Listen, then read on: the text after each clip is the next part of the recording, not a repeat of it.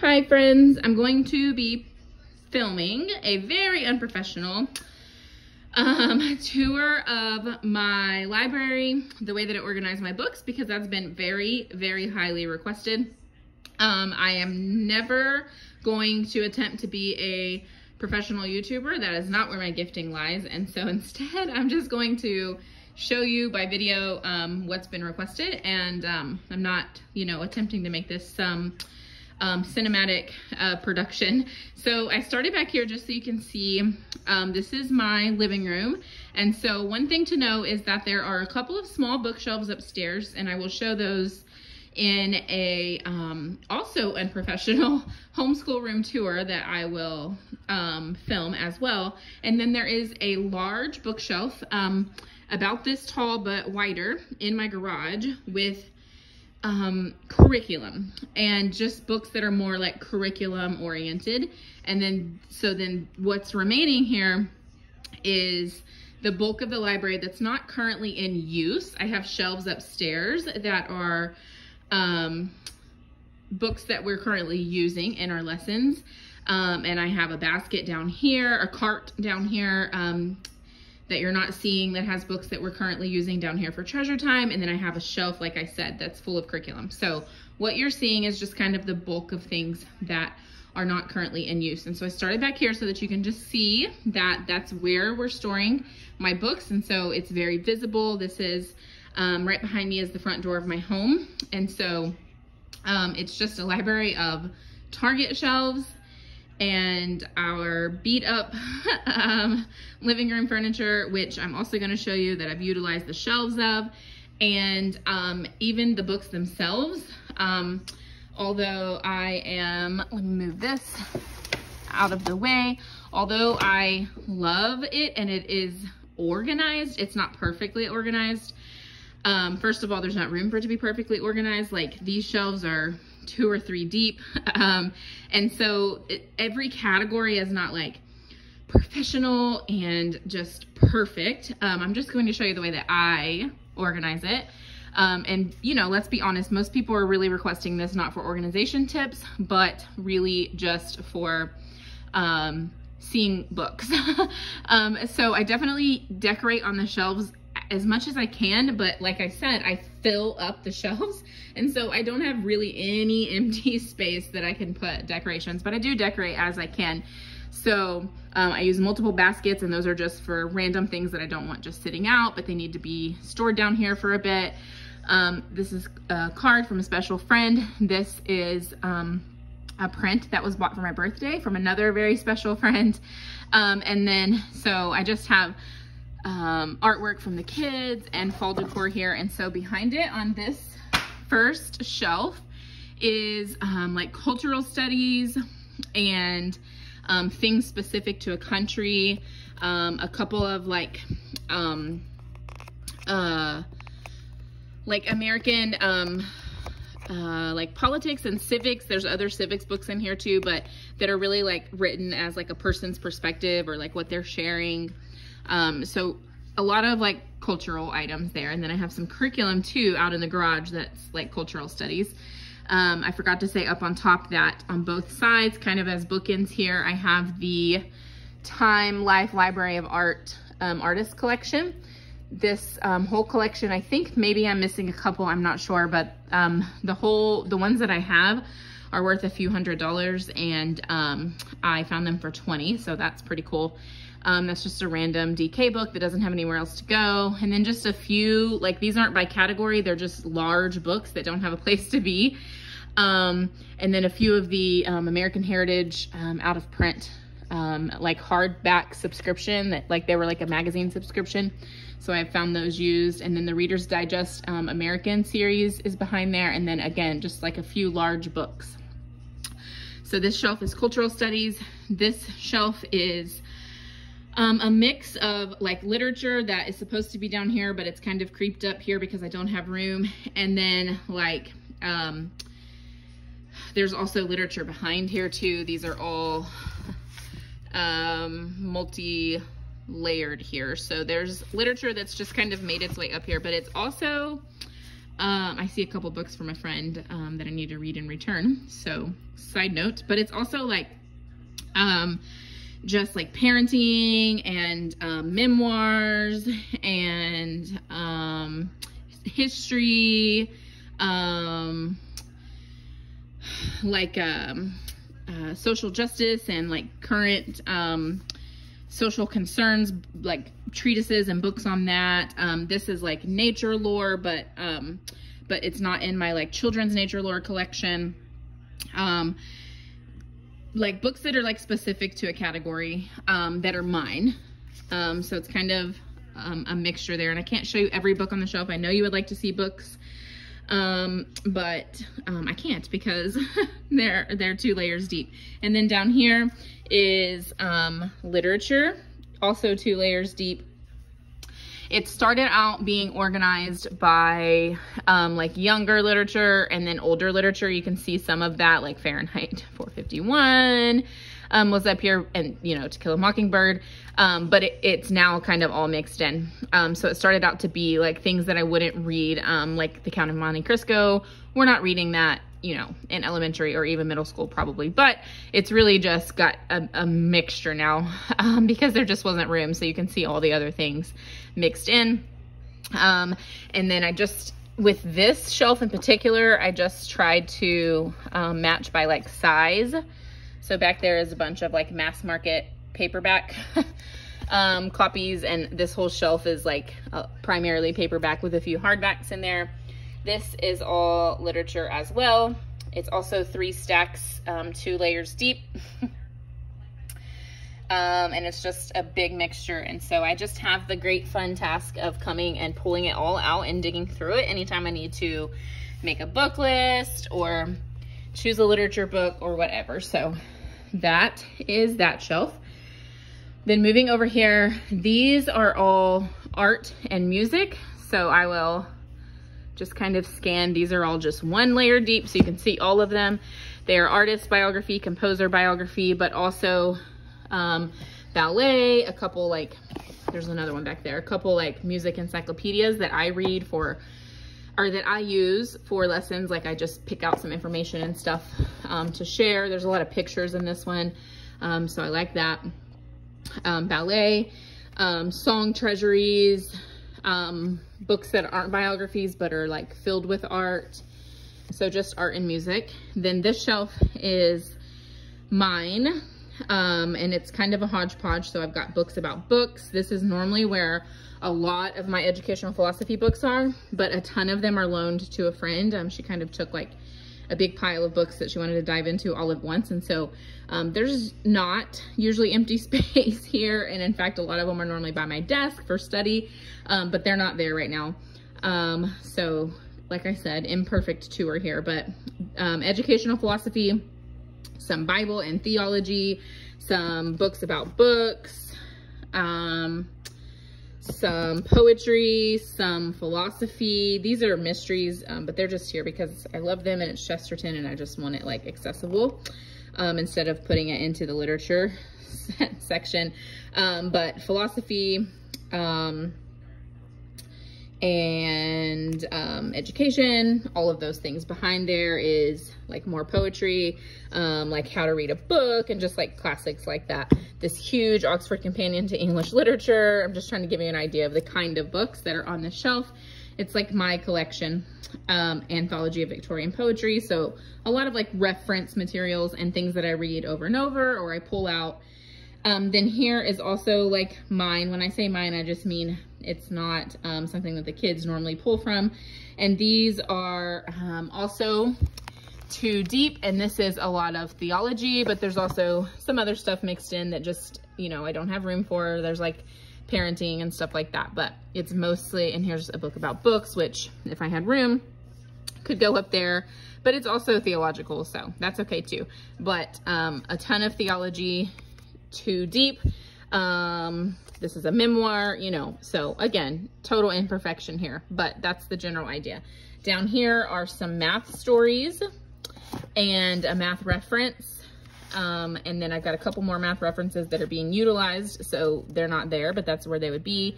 This is just my Strong's Concordance because I don't have room for it anywhere else. And underneath are a few bilingual books in Spanish. So we pull those out for Spanish lessons sometimes that are too large to go here. And then a couple of dictionaries, more art for my children, and then other bilingual books and like Spanish dictionaries, French dictionaries, things like that. So that's kind of language plus my Strong's Concordance.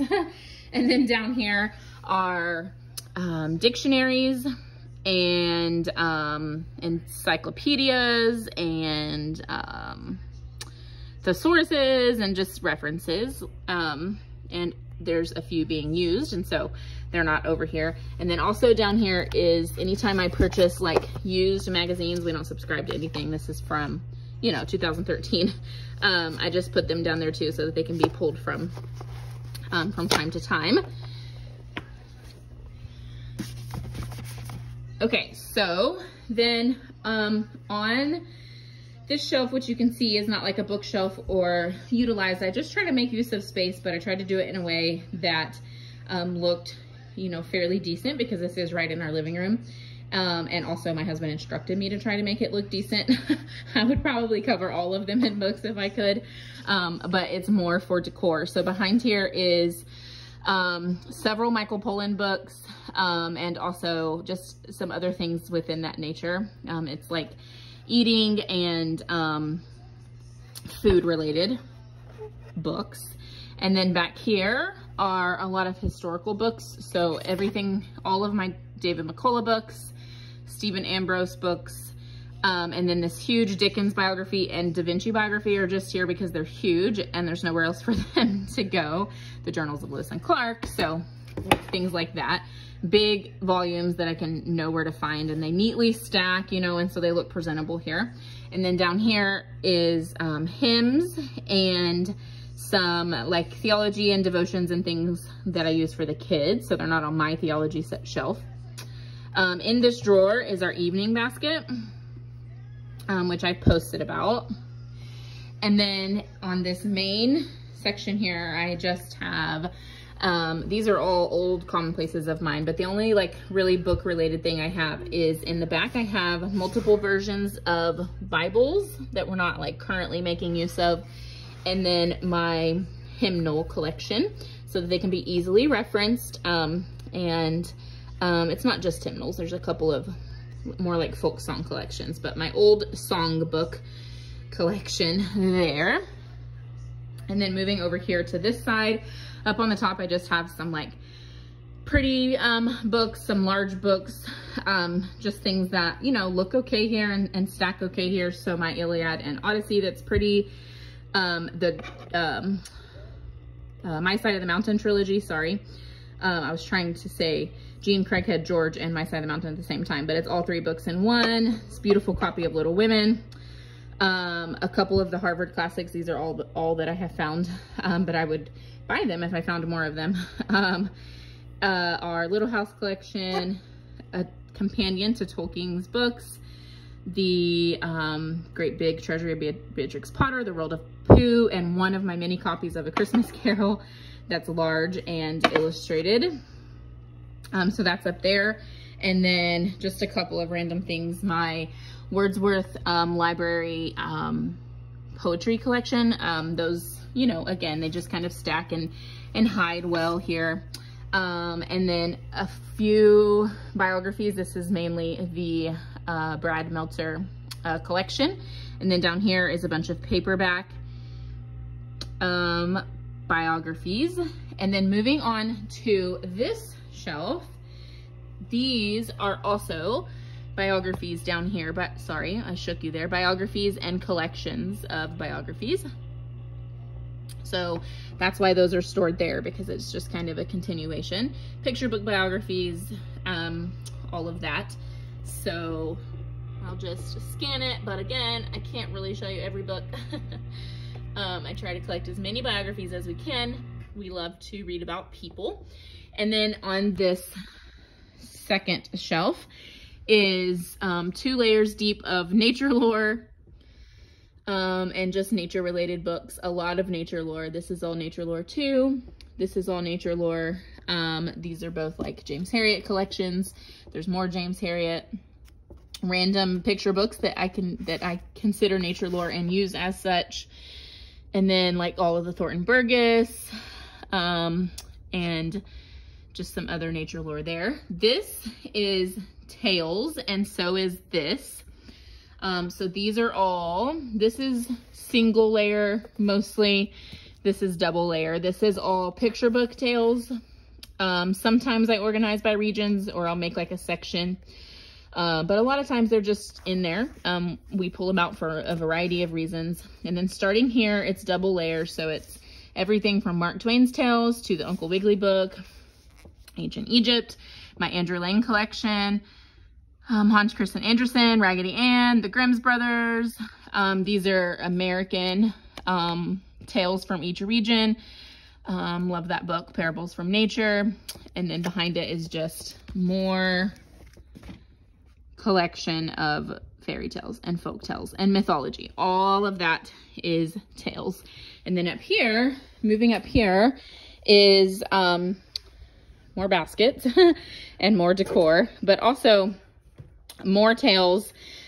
These are like by specific authors that I want to be able to find. So I have like several of my Tommy De Paola there, my Paul Galdon's illustrated tales are kind of all here. I want to be able to find. And then just like large volumes are on this larger shelf instead of this small one. So everything from Aesop to Greek mythology. This is all of the collection of Cinderella tales that I bought and used in order to write and then use with my kids, the Cinderella tales unit.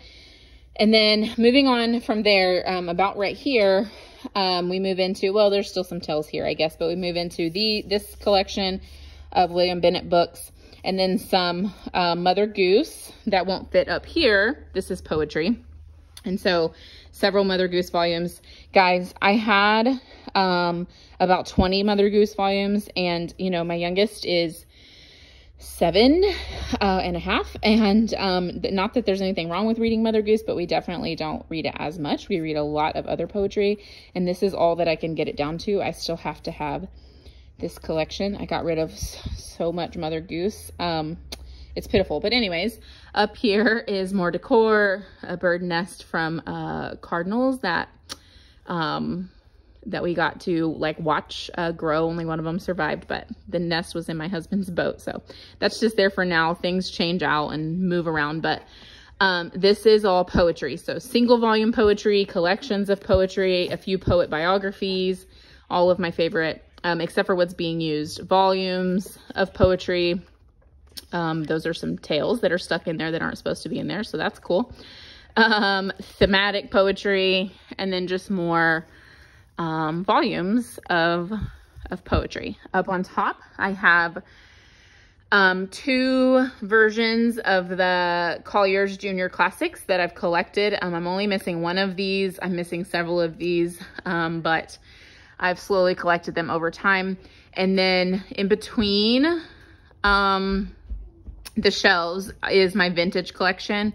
So just kind of a variety of vintage books that I've collected that are in various forms of disrepair.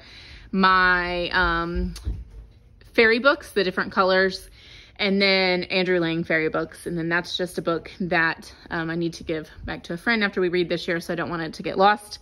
And then again, just big books that are random. These are a lot of the like wide-eyed books and like cool books that, you know, we're going to read like a piece of.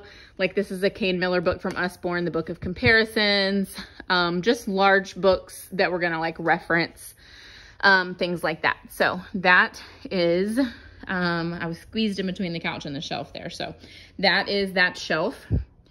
Poetry, tales, nature lore, biography, more biography over there. And then this middle shelf, again, vintage collection up on top. And then just the Julia Rothman books. These two, this National Park book and the 50 States book. At a point, if we're ever not using them, they could just go right there in that collection, and they would and will. But we're using them all of the time right now, or regularly right now, because we're doing National Parks Geography. So that's there. More baskets, Statue of Liberty, my son built. And so up on top is a lot of books for special studies. So it's like topical nature books. Some of them like collections, like the One Small Square collection. I use these in my habitat units.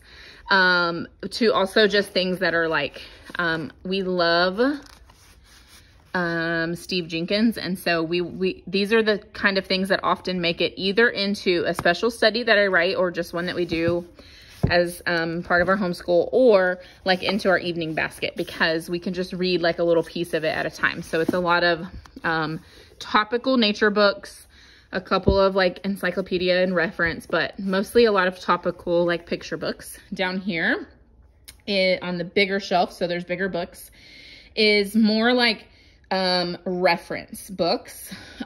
So mostly, as you can see, there's always other things mixed in, and I just kind of know where they are.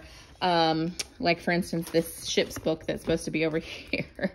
But anyways, I just, you know, tend to know where things are. It's definitely imperfect, but a lot of these are like reference books. So like, this is not a living book or even like a collection. It is topical, but it's more like something that we may pull pieces of information from rather than just reading. Everything up on this shelf, although it's like different levels, I guess, of living book, other than a couple encyclopedias, we would read. I would read these books. Gail Gibbons, we love her. Steve Jenkins, the Let's Read and Find Out series, the One Small Square series, I would read them. And so down here, I just try to distinguish imperfectly, but distinguish and store books that we may just pull information from. So like the DK Eyewitness books, the Blow Up Science books. Over here a lot of it is pulled off right now because they're constantly referencing them, but the boys keep a ton of like dinosaur reference books there. And then just some like oversized reference books. And then this continues science. And these are all animal related. So that's kind of how I've broken it down the best that I can. So like living books plus some like collections of things that we would read, more like references.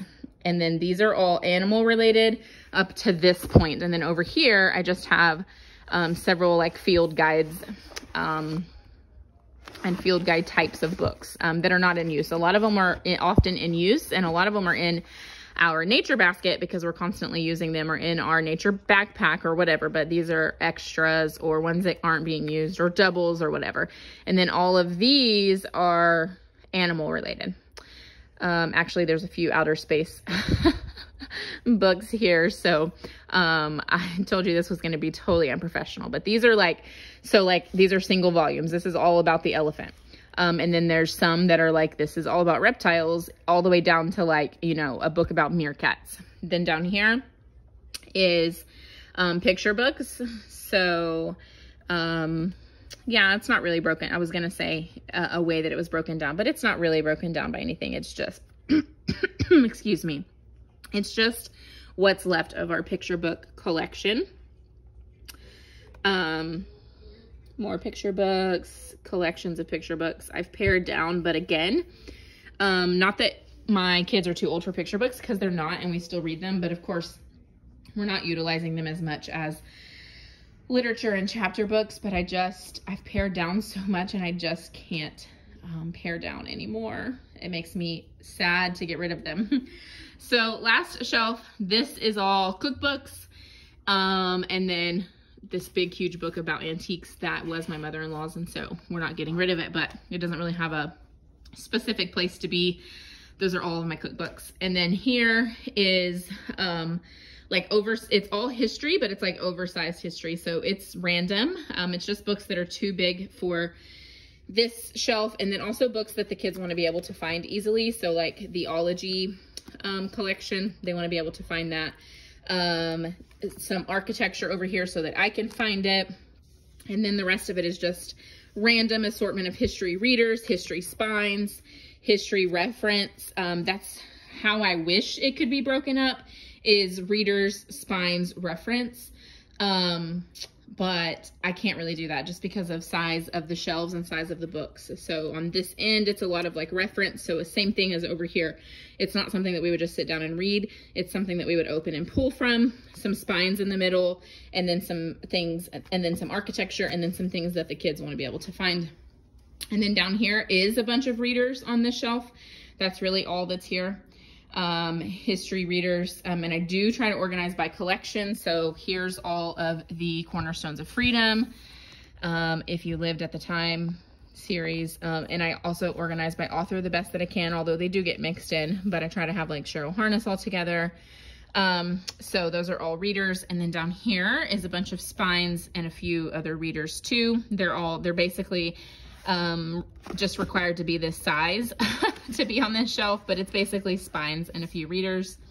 Down here are geography books, everything. I don't have as large of a collection of those, so everything from a geography reader, like the Story of Alaska and the Hauling books, to like a geography reference by state, or like even like travel writings, things like that. So these are just geography books. In the middle is science experiment stuff that we're currently using for our biology unit. And then over here is some reference books that eventually will make it back over to the reference shelf that I showed you, but they're being used every week right now for our biology lessons. So those are there for now, just so they can be easily accessed at the dining table, which is right next to me. And then just a few like survival type of like scouting books. These are the ones that aren't being used. We're currently using all of the ones that I write into my scouting units, and then those are just a few more. So that's what's there. So that is a tour slash a bunch of shelfies of my library, and not just the library, but also the ways in which I utilize the space in between. So I hope that was enjoyable for you.